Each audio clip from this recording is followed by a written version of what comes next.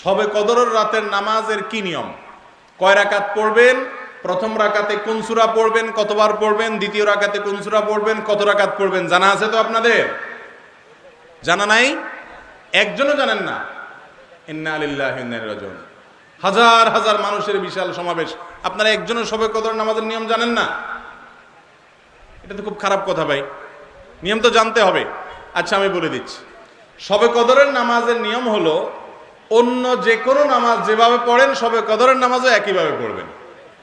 এই হলো শবে কদর নামাজের নিয়ম।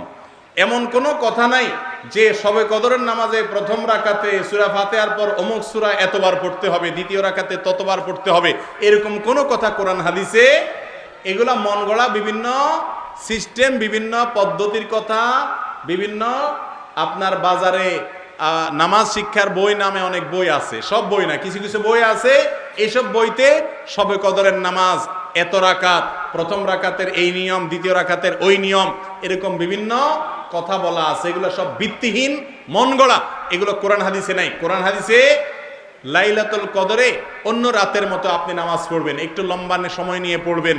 যে কোনো রাতের নামাজ, তাহাজ্জুদের নামাজ লম্বা সময় নিয়ে পড়তে হয়, দীর্ঘ রাকাত, দীর্ঘ রুকু, দীর্ঘ সিজদা, আস্তে আস্তে তেলাওয়াত, আস্তে আস্তে তাসবিহ এবং সময় নিয়ে পড়বেন। দুই রাকাত করে পড়বেন, যে কোনো সূরা দিয়ে পড়তে পারেন, একবার পড়বেন না দুইবার পড়বেন সূরা ফাতিহার পরে সূরা, এটা আপনার ব্যাপার, কোনো সূরা নির্ধারিত না।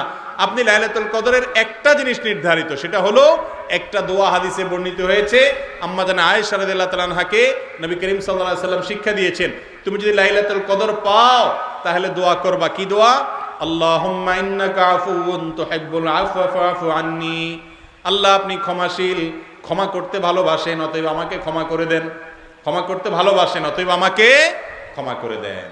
এই দোয়া পড়বেন লাইলাতুল কদরে। এছাড়া আল্লাহর কাছে যে কোনো দোয়া করবেন, দুই রাকাত করে নামাজ যতটুকু পারেন তৌফিকে কুল্লা পড়বেন। কোন সূরা কেরাত নিয়ম নির্ধারিত নাই, সারা রাত আপনি দোয়া করবেন, ইবাদত করবেন। আর এই শবে কদর পাওয়ার জন্য, শবে কদরের ইবাদতের আশায় রমজানের শেষ রাতে, শেষ 10 রাতের সবগুলোতে, বিশেষ করে বেজড়গুলোতে বেশি বেশি করে করবেন। শুধু 27 তারিখকেই করবেন, অন্যগুলোতে ঘুমাবেন। এটা সুন্নাহ সম্মত লাইলাতুল কদরের তালাশ।